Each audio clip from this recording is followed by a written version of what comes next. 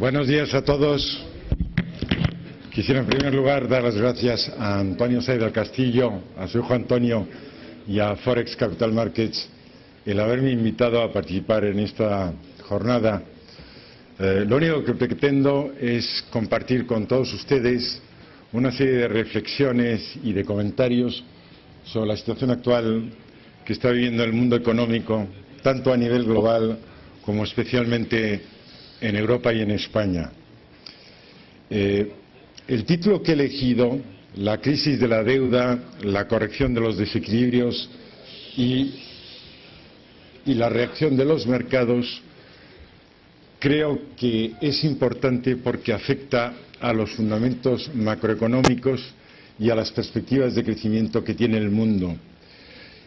Y es importante porque no solamente está trastocando todos los mercados, sean de intermediación, es decir, el préstamo o crédito bancario que dan los bancos y las cajas, sino también todos los mercados desintermediados, la deuda pública, la renta fija privada, la renta variable, por supuesto los derivados y a la postre el mayor, más líquido y más profundo de todos, que es el mercado de divisas, donde saben ustedes que el número de operaciones que se realiza diariamente y los importes que se transaccionan están ya fuera de lo que razonablemente la mente humana puede calcular.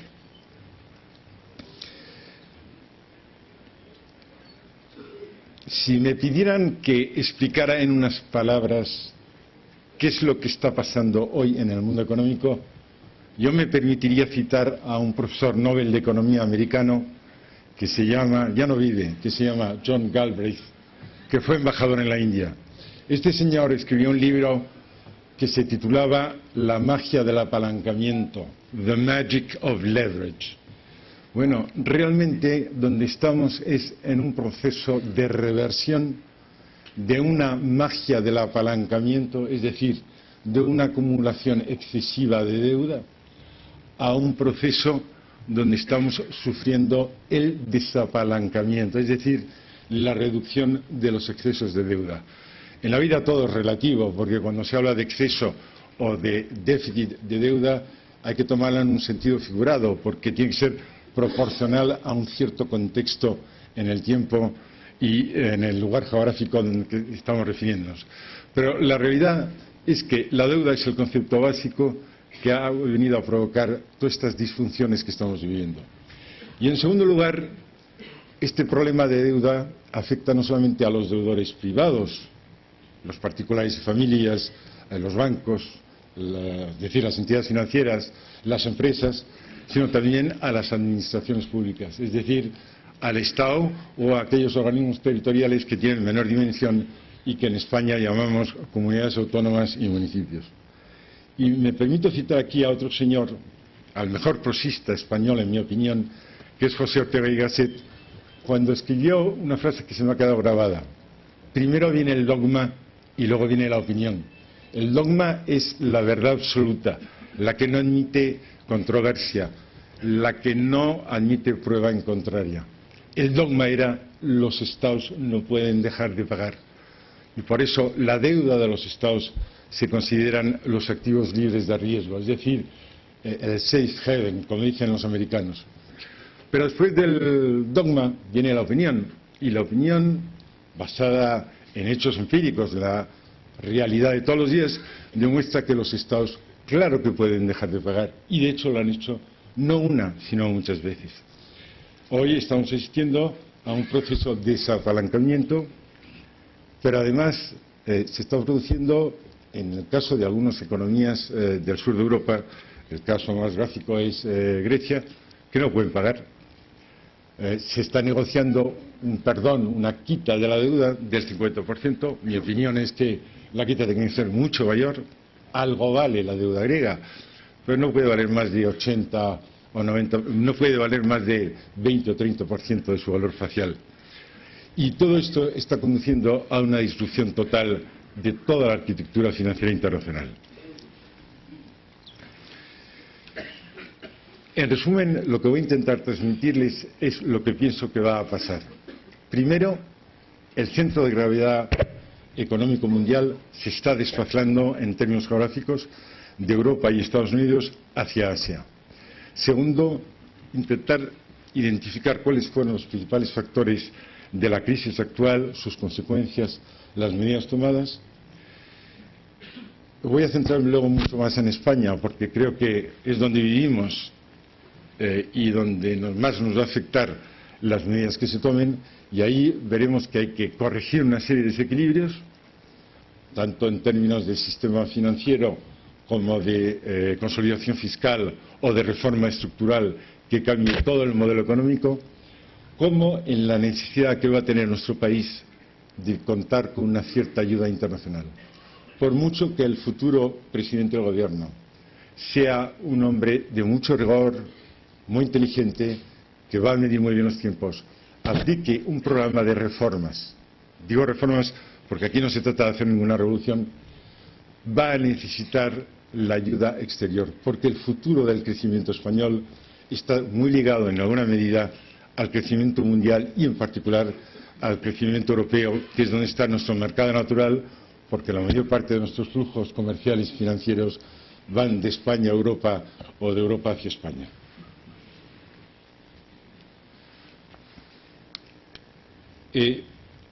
Siempre se ha dicho que el meridiano pasa por Greenwich, esa ciudad que hay en Inglaterra al lado de Londres, para explicar que Inglaterra, con su imperio en el siglo XIX, era el centro de gravedad del mundo económico internacional.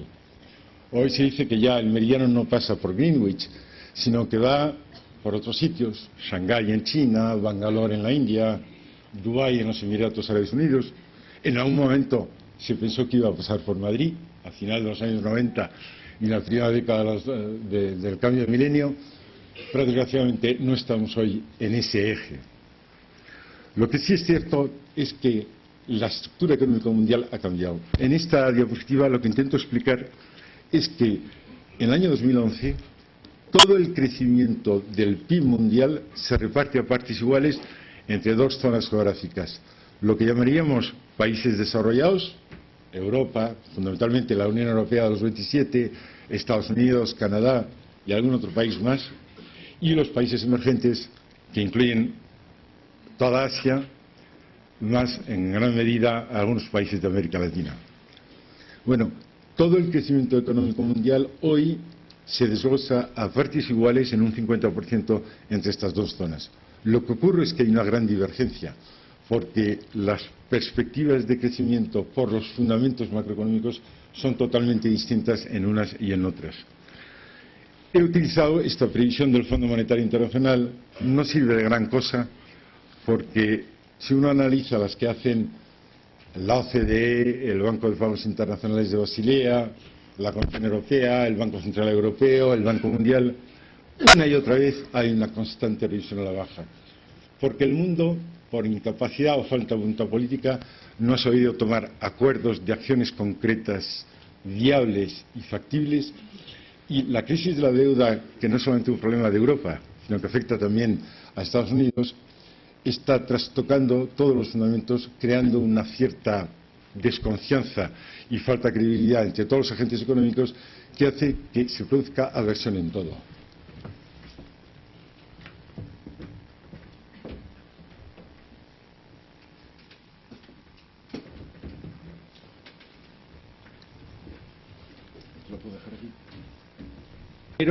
Y a través de una política monetaria que se conoce con el nombre de facilitación cuantitativa, quantitative easing, inyecta liquidez de una forma masiva al sistema.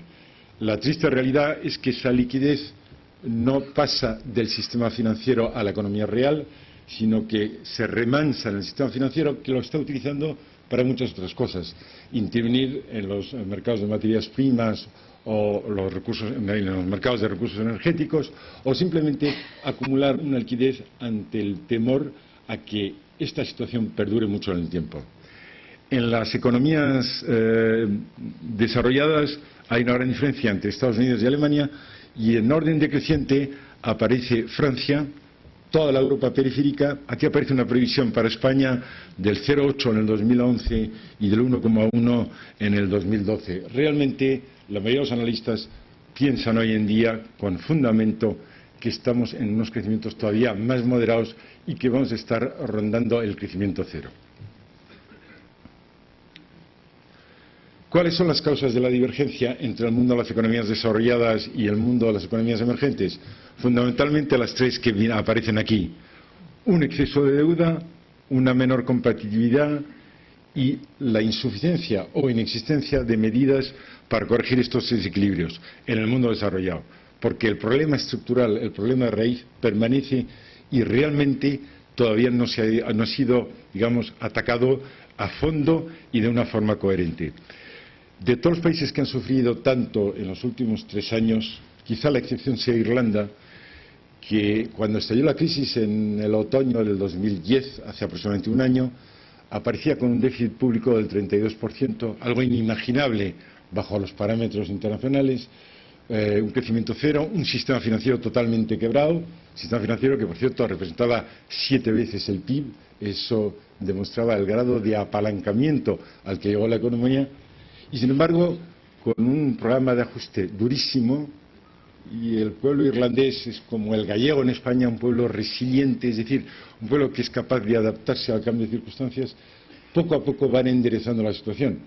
Han bajado el déficit público del 32 aproximadamente al 10%, llevan 3 trimestres consecutivos creciendo y el sistema financiero prácticamente ha sido limpiado a base de la creación de un banco malo donde han aparcado todos esos activos no cobrables por el sistema financiero. En los países emergentes, por supuesto, hay mucho o digamos un endeudamiento muy inferior al que existe en los países desarrollados, una alta tasa de ahorro.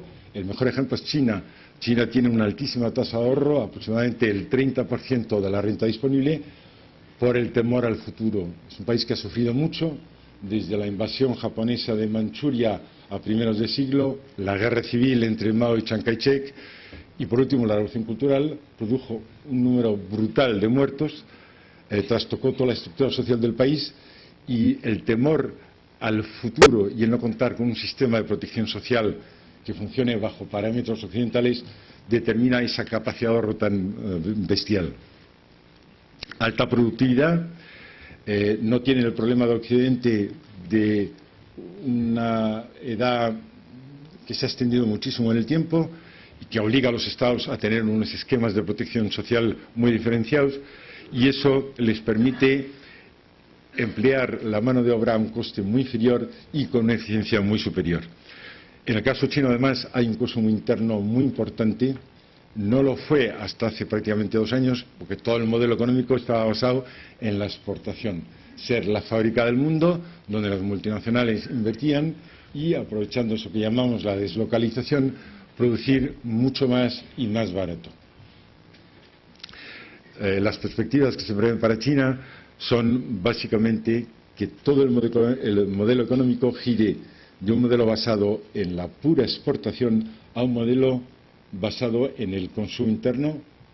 Cada vez más acceden a lo que llamamos clase media masas ingentes de población, y un modelo basado en la inversión, puesto que al país le faltan muchísimas infraestructuras que hay que realizar y llevar a cabo en tiempos récord. El ejemplo de China lo cito porque es clave en el crecimiento mundial del PIB. Aparte de tener esa tasa de ahorro del 30% sobre la renta disponible, para que nos hagamos una idea, en España estamos entre el 10 y el 11%.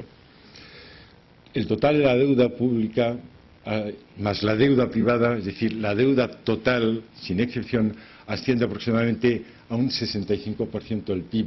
En España pasamos del 300%.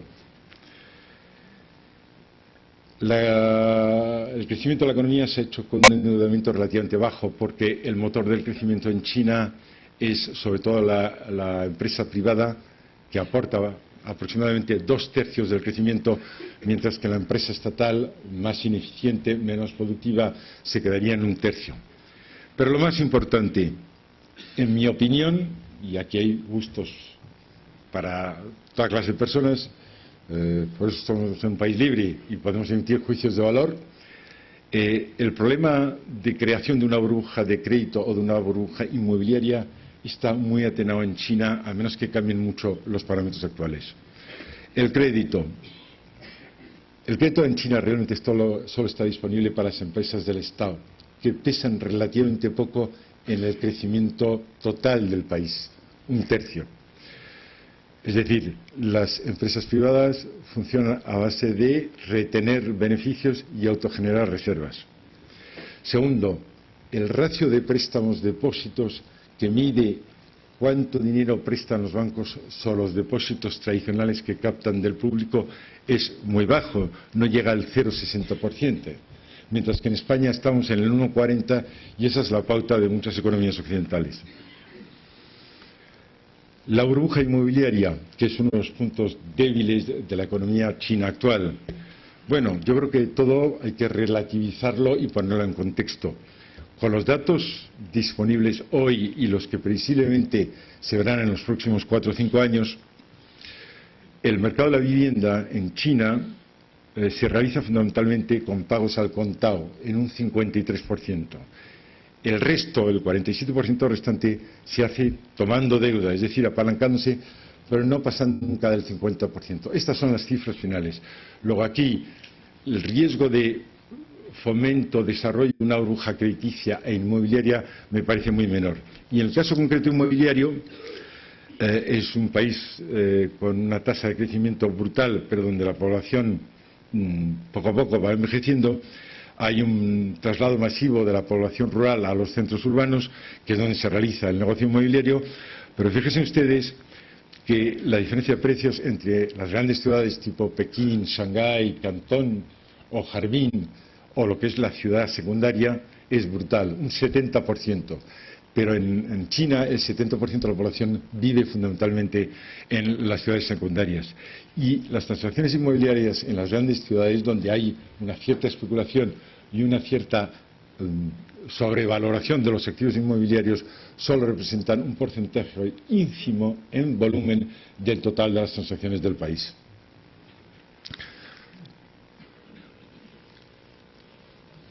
Recordar la crisis. La crisis se ha producido por un exceso de liquidez. Ha habido más oferta que demanda de dinero. Y eso ha llevado a un excesivo endeudamiento del sector privado, a todos los niveles. A nivel de particular o familia, a nivel de empresa, a nivel de entidad financiera y últimamente, desde que estalló la crisis a principios de 2008, a nivel de estados. Las consecuencias son muy claras. Para la entidad financiera, ese exceso de deuda le obliga a desapalancar y la única forma de hacerlo es restringir el crédito, tanto en importe como en coste, encareciendo el coste del dinero, como en las garantías que van a pedir al deudor solicitante. Para las familias, porque se reduce el consumo, hay que ajustar el gasto. Y por último, las empresas, ante este panorama, se retraen, aumenta su aversión a la inversión y por lo tanto prácticamente se quedan paradas. Aunque es verdad que habría que distinguir, por lo menos en el caso español, la gran diferencia que hay entre la gran corporación, las grandes telefónicas, Repsoles, Endesas, etcétera, que tienen asegurada su liquidez por una disponibilidad de líneas de crédito con el sistema financiero, frente a nuestras pymes, que desgraciadamente son los que están sufriendo hasta las entrañas el problema de acceso a la financiación, con una subida del coste desmesurada y, sobre todo, muchas veces se ha hecho el crédito indisponible para ellas. Al final, ¿qué ha pasado? Para intentar parar esta situación, papá Estado ha tenido que intervenir. Y ha tenido que intervenir apelando a la deuda, con lo cual un problema de deuda privada se ha resuelto con un incremento de mayor apalancamiento del Estado o de las comunidades autónomas o de los municipios. Y eso ha producido esos aumentos de volumen de deuda pública y de déficit, que es el patrón de toda Europa, en unos casos exacerbados, como es el sur, los casos de Grecia y en menor medida Portugal e Irlanda, y ahora mismo Italia y España, que son los países que están en el candelero, pero no hay que engañarse, también afecta al mundo sajón.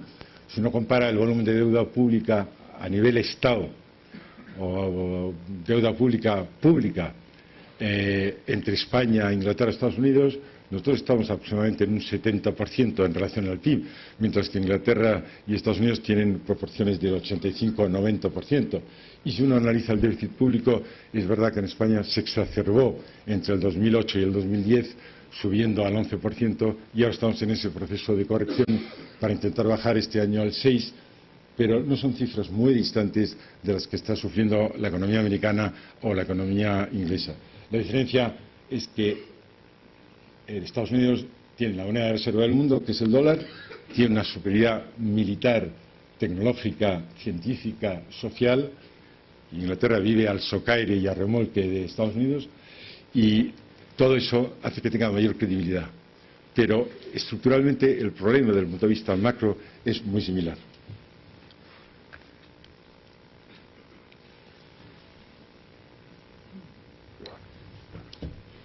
El primer factor desestabilizador de todo este escenario es el sistema financiero, que, como he dicho, lo que tiene que hacer es desapalancarse, reducir el crédito, hay una caída de actividad, y eso se traduce en que va a ganar mucho menos dinero, porque se le contrae el margen de intereses, es decir, lo que cobra por el crédito que da y lo que paga por el depósito que toma.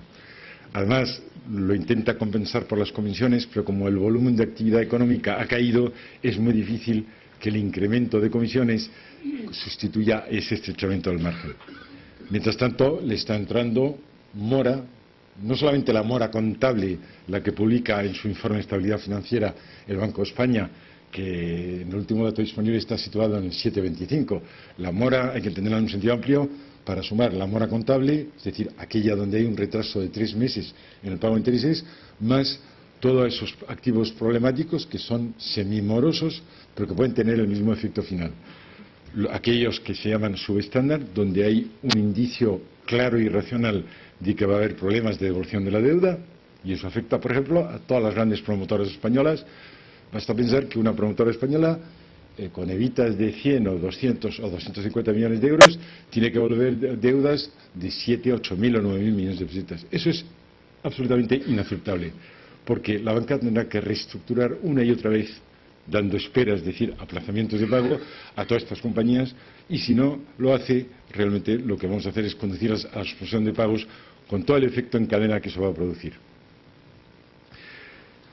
Simplemente a título de recordatorio, pongo aquí las cifras de beneficio de la banca.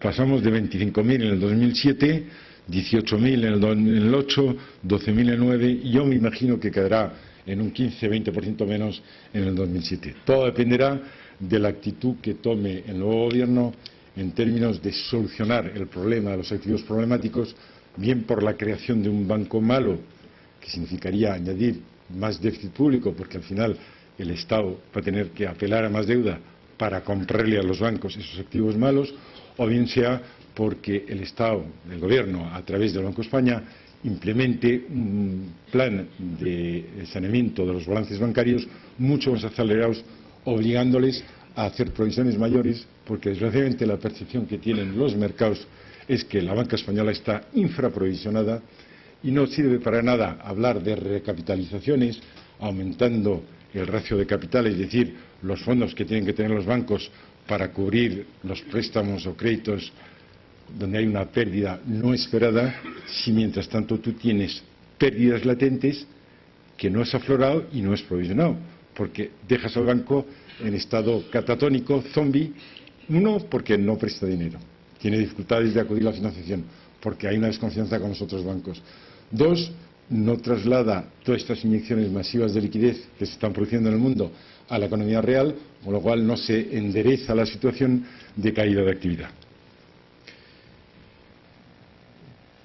Rápidamente voy a intentar explicar, cómo se produce este fenómeno de las burbujas crediticias e inmobiliarias, ver la crisis internacional, las correcciones que se han adoptado, y luego ver concretamente en el caso español cuál es el modelo económico y qué se puede hacer y qué medidas, en mi opinión, va a tomar el próximo gobierno.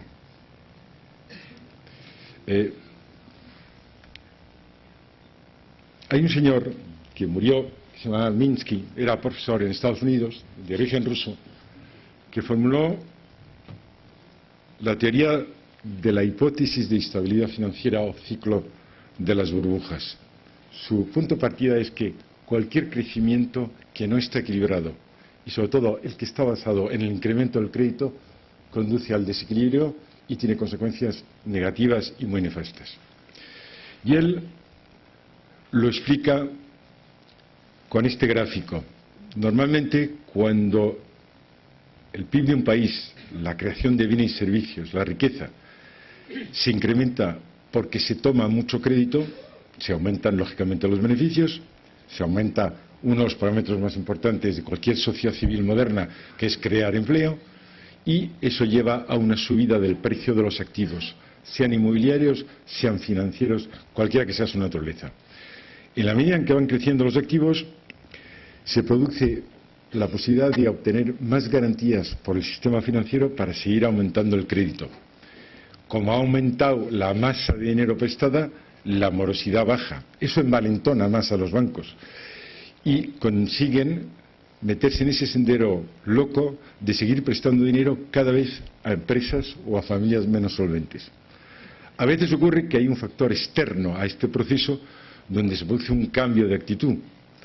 Por ejemplo, un sobrecalentamiento de la economía, hay un exceso de inflación y hay que modificar la política monetaria y subiendo los tipos de interés. Basta que ocurra eso para que con una subida de tipos, por temor a una inflación galopante, se lleve a un punto de inflexión. Y en ese momento se da la vuelta a todo el proceso. Viene la restricción de crédito, la desconfianza, el paro, la morosidad en los bancos y por último entras en un proceso de depresión-recesión. La teoría de este hombre es que la única forma de parar la creación de estas burbujas era dejando caer a aquel que las ha creado o ha incurrido en ellas. Esta teoría la formuló en los años 70 cuando el fenómeno de la globalización no era un fenómeno real que realmente estaba marcando las pautas en la economía mundial. Hoy, aplicar su teoría a rajatabla sería olvidar la interdependencia, la interconexión y la integración que hay entre mercados y entre centros de producción. Si se acuerdan ustedes, cuando hablamos de globalización, estamos hablando de una integración muy acelerada de la economía mundial por la producción de bienes y servicios, por el comercio, por los flujos de inversión, por todo eso que llamamos la tecnología de información y la difusión tecnológica y además por las corrientes culturales. Esto nos afecta en una doble medida, en lo que llamamos globalización de mercados, que es el tránsito hacia un mercado único donde todo está interconectado. Lo que pasa en un lugar geográfico X repercute inmediatamente y además en tiempo real en cualquier otro mercado. Y luego lo que llamamos globalización de la producción, porque las empresas tienden a producir en aquellos lugares geográficos donde tienen una ventaja competitiva, un factor diferencial. Generalmente en aquellos lugares donde están más cerca del mercado o más cerca de los factores de producción o tienen mejores condiciones de coste o de calidad. Al final, las oscilaciones brutales de la política monetaria americana, subidas y bajadas terribles, lo que produjeron fueron unos excesos de liquidez. Fundamentalmente, cuando se produjo la crisis de los .com a principios del milenio actual y los tipos de interés bajaron mucho. En Estados Unidos el porcentaje de propietarios de vivienda es muy bajo. Entonces Bush decidió que había que fomentar el número de propietarios, dando facilidades al crédito. Bueno, se crearon toda serie de esquemas donde se le daba libertad al cliente básicamente a elegir la fórmula de repago. Tú podías firmar un crédito hipotecario diciendo ahora tengo amortización con el esquema francés, con el esquema inglés, ahora pago a tipo fijo, ahora pago a tipo variable. Todo esto lo que produjo es unas disfunciones tremendas. Y además los bancos, que estaban en un nivel de tipos de interés muy bajos, donde el margen es muy pequeño, se dieron cuenta que eso había que sustituirlo por volumen. Y para incrementar volumen y respetar los ratios de capital, lo que tienes que hacer es titulizar, es decir, coger esos préstamos o créditos hipotecarios, empaquetarlos y venderlos a todo el mundo. Y a través de ese mecanismo de evacuación del riesgo o de transferencia del riesgo, los bancos iban renovando su capacidad de prestar. Lo que pasa es que estas titulizaciones se han ido vendiendo en todo el mundo. Entonces, se llega a la situación paradójica de que un crédito hipotecario dado por una caja de ahorros en Alabama, que es una entidad financiera muy local, aparecía un banco de inversión, Goldman Sachs, Morgan Stanley, lo titulizaba, lo empaquetaba y lo vendía al resto del mundo a todo tipo de inversores. Ahí la tipología iba desde bancos, fondos de pensiones, fondos de inversión, compañías de seguros, particulares, etc. Bueno, esto funcionó muy bien, pero cuando se le coge gusto a esta transmisión del riesgo y renovación de tu capacidad de prestar dinero, da lugar a que había entidades que retitulizaban lo ya titulizado. Es decir, reintermediaban la posición de titulización. Yo he visto una operación que es un conjunto de hipotecas del estado de Mississippi, titulizadas una vez, y luego, apalancándose una segunda vez, otra entidad financiera las vuelve a retitulizar, y así sucesivamente. Con lo cual, cualquier fallo de la cadena que se produce conduce a un efecto brutal, que fue el que ocurrió. En el caso español, todo eso ocurrió, pero ocurrió de una manera diferente, porque nosotros no teníamos ese exceso de hipotecas. Lo que tenemos era un modelo económico basado en la construcción y en el turismo. En la construcción, que es muy intensiva en mano de obra, permite crear mucho empleo y absorber mucho trabajador que está en el desempleo. En el fase alcista, el ciclo, pero cuando viene la fase bajista se produce el efecto contrario, que es lo que estamos sufriendo. Gracias a Dios el turismo se ha mantenido. Las cifras que han publicado la semana pasada, me parece que son 51 millones de turistas octubre, 42.000 millones de euros de ingresos. El saldo neto es muy inferior. Seguimos siendo un país que se cree rico y el saldo neto de ingresos por turismo baja de 42 a 24.000 millones, porque los españoles salen fuera y se siguen gastando mucho dinero. Todo eso tendrá a ir a la baja. Bueno, aparte de esos excesos hacia arriba o hacia abajo en la política monetaria y las malas prácticas que hubo en el mercado americano, hay un fenómeno que se llama la globalización, que transmite lo bueno y lo malo en tiempo real a todo el mundo.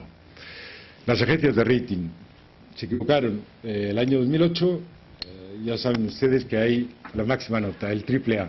Había 12 deudores corporativos del mundo que mantenían la nota AAA. Pero al mismo tiempo el AAA se había otorgado por Standard & Poor's, por Moody's y por Fitch a 64.000 emisiones de bonos, que normalmente eran bonos con un activo subyacente, un activo colateral que hacía de cobertura y que permitía mejorar la calidad intrínseca del bono, del flujo de caja generado al bono. Pero al final, por esos reforzamientos de la calidad de crédito, se produjo un ascenso en las notas y llegamos a 64.000 emisiones con nota AAA. Eso es lo que no puede ser, porque todos los modelos matemáticos y financieros que utilizaron las agencias de rating estaban basadas en series históricas donde no se contemplaba ni la interdependencia de mercados debido a la globalización, ni los cambios brutales que ha producido esa difusión tecnológica. Hoy basta que salga una noticia mala, yo no sé qué resultado habrá tenido la subasta de hoy, pero inmediatamente ha tenido que tener un reflejo en los precios de casi todos los activos, en la prima de riesgo que pagamos como sobrecoste sobre Alemania, en la cotización bursátil de la renta variable, en el tipo de cambio del euro-dólar, porque uno de los factores que va a contribuir es España como cuarta economía, y así sucesivamente.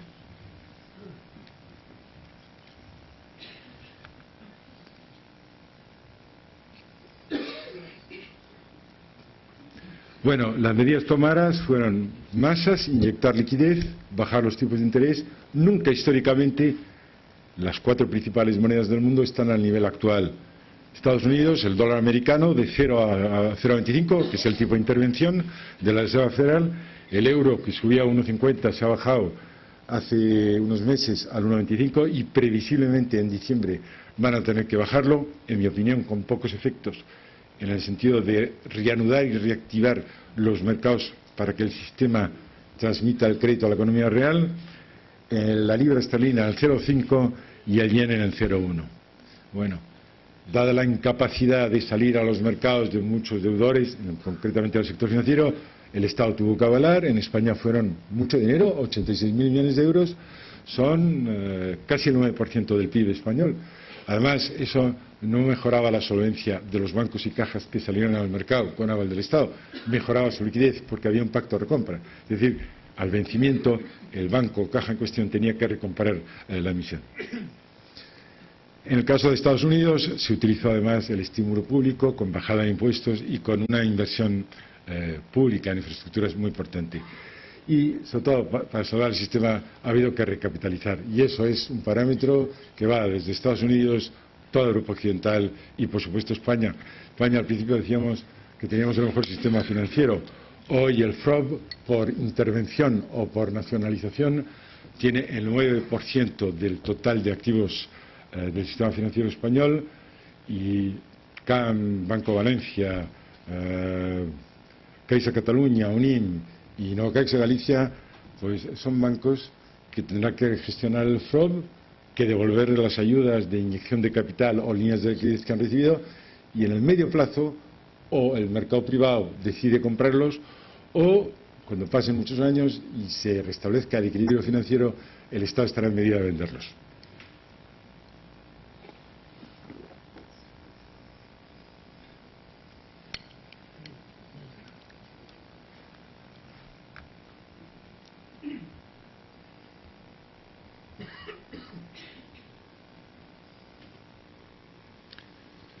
Bueno, el futuro de España y del euro. Hablar de prima de riesgo, o sea, de diferencial o sobrecoste que paga la deuda pública española comparada con la deuda pública alemana, y se toma siempre la referencia de 10 años, ha llegado a un nivel que los analistas, los expertos, dicen que es insostenible. En mi opinión, sí lo es, pero lo es por poco tiempo. Porque aunque es verdad que el Estado español emite bonos a tipos a 10 años superiores al 7%, eso no es el coste medio de toda la deuda pública del Estado español, que está aproximadamente en el 3,92. Es el último dato disponible. Entonces, ¿qué es lo que va a pasar? Que en la medida en que se pueda cortar eso, se hará sostenible estos niveles tan altos de deuda pública. Bueno, ¿qué es lo que hay que hacer? Corregir los desequilibrios y que nos ayude Europa, a través de cualquiera de los organismos financieros internacionales. Desequilibrios son fundamentalmente la consolidación fiscal, es el primer compromiso que ha tenido el gobierno anterior y va a tener el gobierno entrante. Cumplir un calendario de reducción del déficit al 6% en el 11 y al 4,3% en el 2012. Segundo, la reforma estructural, especialmente del mercado de trabajo, que es un freno al crecimiento económico y sobre todo a la absorción de empleo. Y por último, la limpieza, vamos a llamarlo, prefiero no utilizar palabras retóricas o eufemísticas, el saneamiento del sistema financiero español. Y por supuesto, esto no basta, porque España tiene una deuda exterior del 160%. Para darse una idea de cifras, el año 2012 la banca tiene que devolver 120.000 millones de euros. El Estado, 115.000. Las comunidades autónomas, 40.000. Los municipios, no sé cuánto. Total, 330.000 millones de euros. Yo no veo capacidad interna de ahorro ni a través de los bancos acudiendo a las subastas o asegurando las emisiones de deuda al Estado para poder cumplir esa función. Pero el problema se multiplica porque no es el caso español aisladamente. Es decir, a España hay que sumar las necesidades de refinanciación que tienen o el resto de la banca de Europa o el resto de los Estados europeos. Otra cifra. El saldo de vencimientos a refinanciar por toda la banca europea son 660.000 millones de euros. Y por tanto, los BBV, Santanderes, Bankias, Populares tienen que competir con todos los bancos europeos para captar ahorro que pueda refinanciar sus vencimientos. Y si vamos a la deuda del Estado, donde tenemos 65% de ratio deuda-PIB, es mejor que el de la mayoría de los países europeos, pero siguen siendo cantidades importantes. Solo Italia tiene aproximadamente 330.000 como Estado italiano que refinanciar. Es decir, estamos hablando de una de cifras que es muy difícil de manejar. Bueno, la solución tiene que venir por la corrección del desequilibrio acompañada de que alguno de estos señores, Banco Central Europeo, Fondo de Estabilidad Financiera, Fondo Monetario Internacional y los famosos bonos de estabilidad financiera de la Comisión Europea, ayuden dinero y hagan, digamos, de prestamista puente para suavizar la captación de ahorro que permita la refinanciación a tipos aceptables. Bueno, en consolidación fiscal, ¿cómo se consigue la reducción del déficit público? Básicamente cambiando el modelo del mercado, cambiando el modelo de la actual situación estructural de la hacienda pública española. Reducción de gasto y aumento de ingresos. Reducción de gasto, mi opinión es que va a ser congelación salarial a todo el colectivo de empleados públicos y retirada total, aquí no hablamos de recortes, sino de reducción estructural de cualquier concepto de subvención a un sindicato, a un partido político o a un plan sectorial de la economía española. Aumento de ingresos, lo más injusto, impuestos indirectos, pero lógicamente el que tiene efecto recaudatorio inmediato es el IVA y los impuestos especiales sobre el tabaco y el alcohol. Las privatizaciones que se abandonaron por la situación del mercado, pero en fin, al cabo el Estado tiene ahí, tanto en loterías y apuestas del Estado como en los dos grandes aeropuertos, Madrid y Barcelona, hasta los 52 que tenemos en España, yo creo que pierden dinero casi todos, son los únicos vendibles. Me da la impresión que el gobierno entrante, más que privatizar la propiedad de los aeropuertos, de los grandes, Madrid y Barcelona, lo que va a hacer es privatizar la gestión mediante el pago de un canon. Por supuesto, hay que redimensionar la estructura de las administraciones públicas españolas. El Estado, las comunidades autónomas y los municipios tienen que reducirse en volumen de número de funcionarios y sobre todo evitar los sobrepagamientos. Y por último, un tema que a mí me parece vital, y es que, y no aparece mucho en los programas políticos de las últimas elecciones generales, es la reducción del fraude fiscal. España se ha mal acostumbrado a vivir con una economía sumergida del 20 y tantos %. Eso explica en gran parte que los 5 millones de parados no estén en la calle robando, ayudados además por la célula social más importante de nuestro país, que es la familia. Pero claro, no se toman pasos reales, efectivos, para reducir esa economía sumergida y captar esas bolsas de fraude. El fraude son, según las estimaciones de Hacienda, 110, 115.000 millones de euros, aproximadamente lo mismo que el déficit público español. Con que se mejorara la inspección de Hacienda y se captara el 15 o 20% de ese fraude, ya habríamos reducido el déficit en 2 puntos. En las reformas estructurales, lo más importante es el mercado de trabajo. Nosotros hemos heredado del régimen de Franco una estructura de mercado laboral que estaba concebida para un Estado autárquico y, en cierta manera, corporativista. Bueno, es la herencia que hemos recibido del pasado. Eso se ha mantenido y ha producido 2 ejes que dificultan la absorción de parados. Uno, las elevadas indemnizaciones que tiene que pagar una empresa por despido. Eso produce miedo a la empresa a contratar, normalmente intenta contratar sobre bases temporales. Y claro, si en el régimen de Franco no había un concepto del desempleo que había que asegurar, como hoy es una pauta normal en Occidente, difícilmente se ha hecho hasta hoy nada para cambiarlo, y eso tiene que cambiar. Y segundo, la negociación colectiva, que está basada en una estructura jerárquica de convenios y que tiene que ir al terreno de la realidad. Uno, adaptarse a cada empresa. No es lo mismo una empresa en el noroeste de España, en Galicia, que produce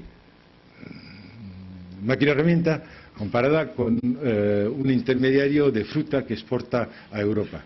Y además, el ajuste salarial tiene que estar basado, por supuesto que habrá que tener en cuenta la inflación, es el peor impuesto, como ha dicho Antonio antes, pero tiene que tener en cuenta la productividad, la situación general de la economía y la situación particular de cada empresa. Bueno, ¿qué es lo que hay que hacer? Copiar a lo que se ha hecho en Europa, que es lo que funciona en algunos países de Europa, fundamentalmente en los que siguen a Alemania y que llamamos países solventes, fundamentalmente Austria, Finlandia, Holanda y Eslovaquia. Bueno, realmente ellos tienen 2 ejes sobre el que descansa todo el entramado laboral. Uno, un contrato laboral único. Aquí ya se está hablando de matizar y tener varias categorías, donde el despido será creciente en función de la antigüedad. No entro en detalles técnicos. Y en segundo lugar, flexibilizar la negociación colectiva para que sea en convenios empresa por empresa y donde se tenga en cuenta la productividad. Bueno, en el sistema financiero todo ha cambiado, ya no hay cajas. Aquí digo que hay 12, mentira, hay 2, Monteniente y Pollensa, porque las 12 cajas que quedan son fundaciones que han traspasado su negocio bancario a nuevas entidades que tienen licencia bancaria. No voy a repetir lo que les está pasando. No son la polea de transmisión de las inyecciones de liquidez de los bancos centrales a la economía real. Por tanto, se está produciendo una restricción de crédito que está frenando el crecimiento económico. Si además de no corregir esas infraprovisiones que hace que sean entidades con pérdidas latentes y se ha elegido la fórmula de la recapitalización, pues difícil futuro tiene España. En mi opinión, la solución pasa básicamente por una aceleración, no se puede hacer de la noche al día, del programa de saneamiento en términos de provisiones de la banca española. cueste lo que cueste. Eso significa reducir muchísimo el beneficio, en algún caso a beneficio cero, por supuesto reducir el dividendo y simultáneamente adoptar una serie de políticas para intentar liberar consumo de capital pues con acciones concretas, lo que se llama optimización de activos ponderados por riesgo. Es una palabra muy técnica, muy extraña, que traducida a Román Paladino, traducido a cristiano, quiere decir contabilizar los préstamos y los créditos en aquella jurisdicción donde me pidan menos capital.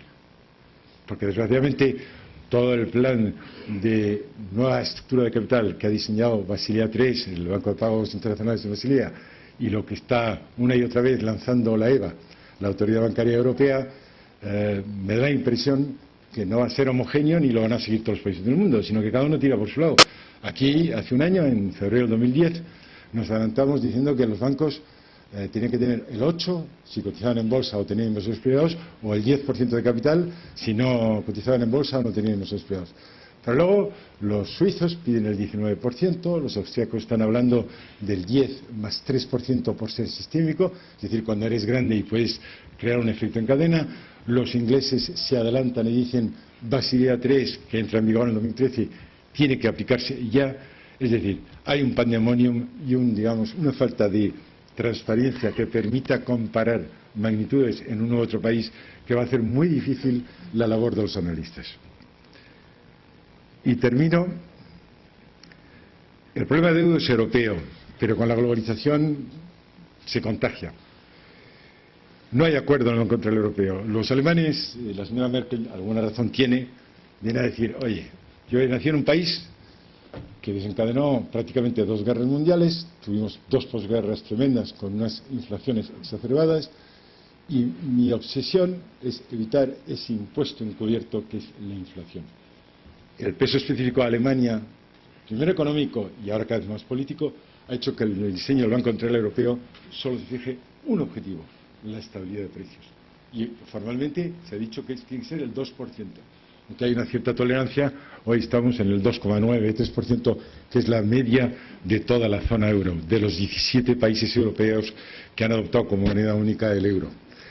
Entonces, lo que viene a decir esta señora es, bueno, los que se han pasado contrayendo demasiada deuda, que lo corrijan y luego les ayudaré. La situación ha degenerado de tal manera que los mercados quieren una acción inmediata. Y los mercados no son anónimos, malévolos, tienen nombre y apellidos. Son los señores que se llaman acreedores, por préstamo o crédito bancario, es decir, las entidades financieras. O, como nosotros, que alguna vez tenemos ahorro e invertimos en bonos del Estado, en deuda pública, o en renta fija privada, o en renta variable, o operamos en el mercado de derivados, etcétera. Y dada la globalización y el miedo a que este contagio se produzca y afecte a todos, lo que se quiere es una corrección inmediata que no se ha hecho, porque ha habido muchas medidas enunciadas, no cumplidas, y otras muchas que ni siquiera han sido anunciadas. De momento le ha costado el gobierno a países como Islandia, como Irlanda, como Portugal, como Grecia y como Italia. Si no recuerdo mal, salvo en el caso de Irlanda y de Portugal, hay una elección popular y tienen una legitimidad social. En los demás hay una imposición de dirigentes políticos.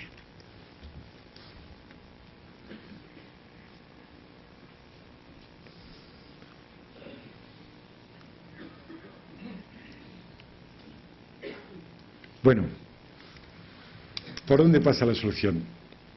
Corregir los desequilibrios, eso es una condición absolutamente necesaria, pero insuficiente. Estimular el crecimiento económico, lo cual significa que hay un equilibrio correcto entre medidas de relanzar la economía, pero al mismo tiempo tienes que continuar el proceso de consolidación fiscal, es decir, reducción del déficit, y de alguna manera mantener un cierto listón de protección social. Aquí no se trata de eliminar el estado del bienestar social, se trata de adaptarlo a la realidad. Si tenemos, para tener coberturas en prestaciones sociales de tanto, habrá que reconocerlo, si no es imposible realizarlo. Yo lo que creo es que alguna de las soluciones que se han propuesto, que el Banco Central Europeo cambie sus estatutos y pueda ser un prestamista de última instancia, porque tiene el dinero. Tiene el dinero, aunque podría incurrir en problemas. Es decir, autorizarle a que compre en el mercado secundario bonos de los países con problemas. De momento lo hace solamente en el mercado secundario por cantidades muy limitadas y temporales. Ya tiene 200.000 millones de euros acumulados y si le aplicas al BCE, al Banco Central Europeo, las mismas reglas que la banca privada, habría que ver si lo tiene provisionado o no. Porque creo que café para todos significa aplicárselo también al regulador. Esa solución con la oposición alemana va a ser muy difícil porque la teoría alemana es si yo levanto el listón de presión, los países que tienen que corregir no van a hacerlo. Segunda solución, la ha lanzado la Comisión Europea por boca de Barroso. Unos bonos llamados de estabilidad financiera, es decir, sustituir las emisiones nacionales de deuda pública por unos bonos mal llamados eurobonos que emitirían conjuntamente los estados de la Unión Europea, o en este caso concreto de la zona euro, los 17 estados, y que gozarían de un rating mejor que el del Estado que ha abandonado su emisión nacional por una emisión conjunta. Luego hay muchas fórmulas, puede ser con garantía mancomunada solo de los estados, garantía mancomunada y solidaria, o hacer emisiones parciales que coexistan con las emisiones nacionales o una emisión total. En mi opinión es imposible porque hay que modificar los tratados y eso llevaría muchísimo tiempo, hace falta la unanimidad de todos los parlamentos. Lo más fácil sería conseguir que el Banco Central Europeo active la intervención en el Banco Central Europeo y descanse más en el Fondo Monetario Internacional, que es el que de verdad tiene dinero, porque ahí está la contribución de todos los países emergentes, de los chinas, Indias, Brasil, Taiwán, Indonesia, etcétera, etcétera. Bueno, yo creo que ya he hablado demasiado. Agradecerles su paciencia y muchísimas gracias por su atención. Estoy a su disposición para cualquier pregunta.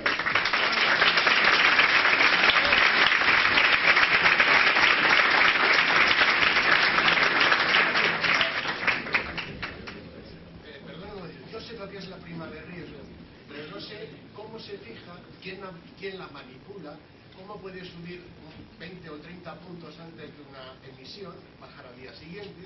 Eso, ¿quién lo fija? ¿Cómo se fija y cómo se manipula?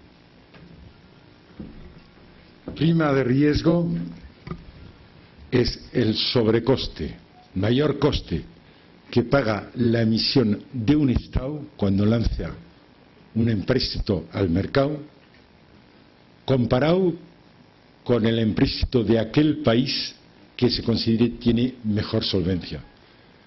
El mercado, sin discusión, ha aceptado que el país que tiene mayor solvencia en Europa es Alemania. Alemania, que tiene un rating AAA por las tres agencias, por Standard & Poor's, Moody's y Fitch. Por lo tanto, cuando se dice que España tiene una prima de riesgo de 400 puntos de base, lo que es lo mismo, 4 puntos porcentuales, sobre Alemania, quiere decir que pagamos un 4% más que el rendimiento que tiene el bono alemán en el mercado secundario en un momento X. Esto varía cada segundo y varía en función de muchas variables. Ahora bien, la prima de riesgo puede aumentar bien porque el país con menor solvencia tiene que pagar más, el caso de España es un ejemplo claro, o porque se reduce el rendimiento del país que tiene mejor solvencia. Y hemos asistido en los últimos meses, sobre todo a partir del verano, que el bono alemán, que tenía un rendimiento en junio del 3,10, ha llegado a bajar al 1,70. Y en paralelo, citando el caso español, el bono español pasó de 220 a 240 a prácticamente 500 puntos de base en un momento dado. Es decir, el ensanchamiento se ha producido tanto por reducción del rendimiento del bono del país bueno como por aumento del mayor coste que le pide el mercado al país, entre comillas, malo. Por eso, cuando aumenta la prima de riesgo española, hay que mirar también qué ha pasado con el bono alemán, si se ha movido o no. Ha habido una corrección, y muy importante, la semana pasada, porque el rendimiento del bono alemán a 1,70 no cubría ni siquiera la inflación para el inversor de cualquier país del mundo, no ya del alemán, sino del español. Entonces, el mercado ha dicho, ya está bien, o me pagas más o no te voy a la subasta. Tuvieron que dejar desierta, me parece que un tercio o un 40% de la última subasta y ha ido poco a poco repuntando el rendimiento del bono alemán del 1,70 y hoy estamos en el 2,20 aproximadamente.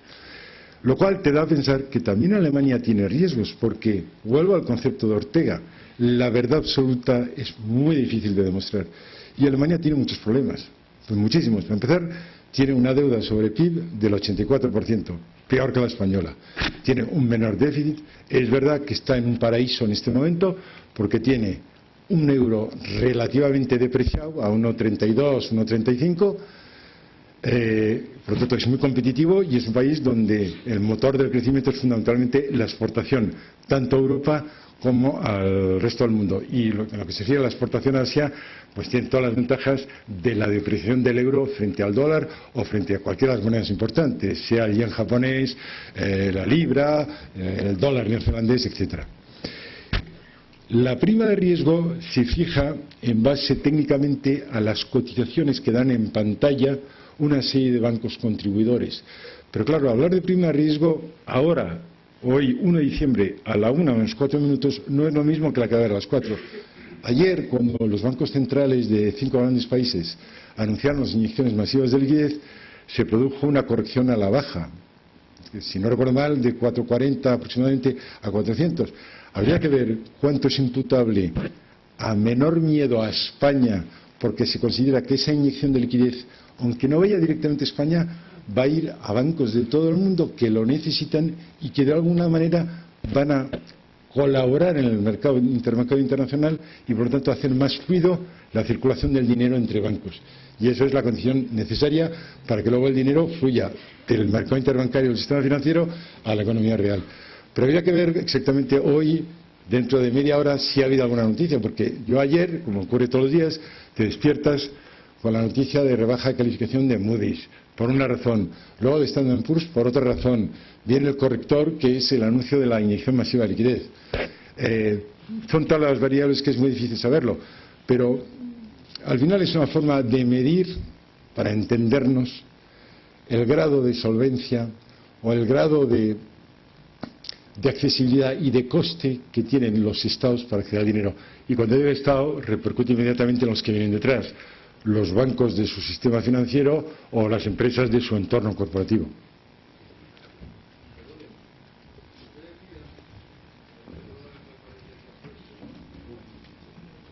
Bueno, decía usted en una de las transparencias que ha puesto, ¿me oye? Mal, pero porque estoy sordito. Decía usted en una de las transparencias que ha puesto que el problema de la deuda es un problema europeo. ¿Es un problema? Que es un problema europeo. Sí. ¿Usted cree que Estados Unidos algún día será capaz de pagar su deuda? No. Pero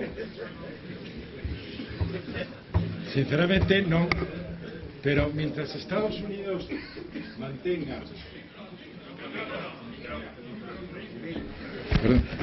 Perdón, mientras Estados Unidos mantenga esos factores diferenciales que lo hacen singular hoy, 2011, mes de diciembre, frente al resto del mundo, se puede permitir el lujo de estar refinanciando.